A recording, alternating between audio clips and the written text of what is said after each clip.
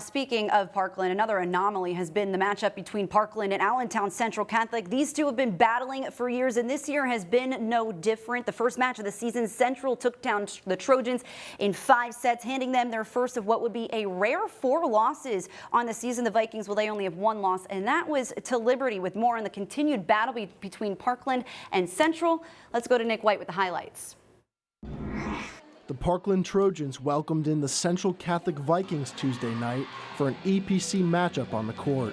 Right out of the gate, the Trojans were strong in set 1 as Lauren Che's kill would mark a 10-3 start to the set. Parkland did not take their foot off the gas as Che again found open court, capping off a 15-8 run to claim a 25-11 victory in set 1. The Vikings made set 2 more interesting as they would actually lead 7-4 early thanks to a successful spike from Monica Vargo.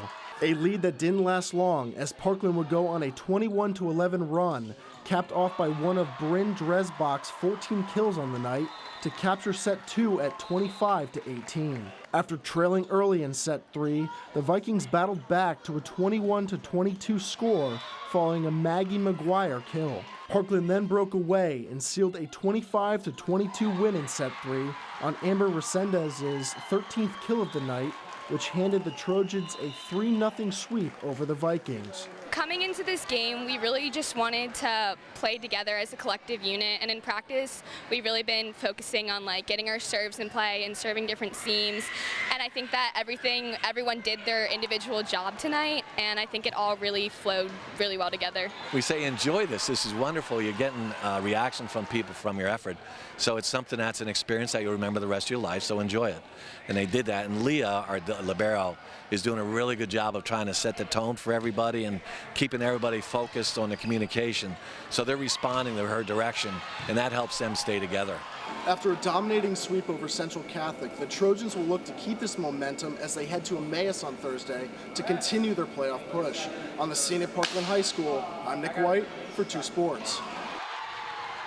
So now we take a look at the current standings in the EPC, which are completely untelling as to how this league will probably pan out when it actually comes to playoffs. Now, these are just off records, not points. That's a whole different ballgame. But we have 5 teams that are 10-2. At the top is Freedom. I can't remember the last time that they were at the top. They're 11-2. Best record in the EPC right now. 5 matches left to play in their 5 final matches. Biggest ones will be against Becca on the 7th, and then a rematch with Liberty to close out the regular season on the 10th. Then it's Allentown Central Catholic. Their only 2 losses were to Liberty, a 3-set sweep. That one we just talked about. Parkland also a 3-set sweep. They have 4 matches left. Now on to Bethlehem Catholic, another dark horse in this EPC field. The Golden Hawks just pulled off the sweep of Liberty and improved to 10-2. Those 2 losses to Central and Liberty, both in the beginning of the season. 5 matches left for them, top of competition.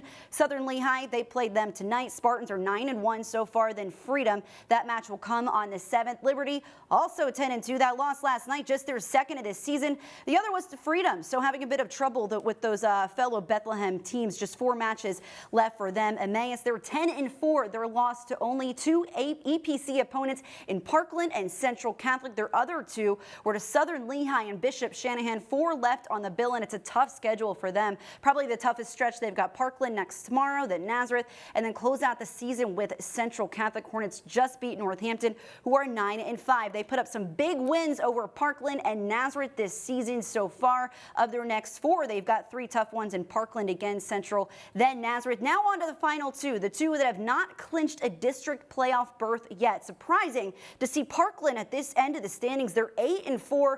I expect them to make playoffs, and it'll be tough with Emmaus and Northampton and Nazareth coming up, though. And finally, we'll touch on the defending EPC champs in the Nazareth Blue Eagles, who are 8-5. The Blue Eagles also hoping to clinch a district playoff spot with the most amount of matches left on their regular season, with 6, all tough with Central on Thursday. So usually I know who is going to be in the top of the EPC towards this end of the season in EPC volleyball. This year, I have absolutely no clue. Now, you may be looking at Parkland there at the bottom there, but somehow they always end up back at the top. So I would expect them to see them surging up there in playoffs. Yeah, absolutely. Gwen Begley, the volleyball queen, ladies and gentlemen. We have to take a short break, but when we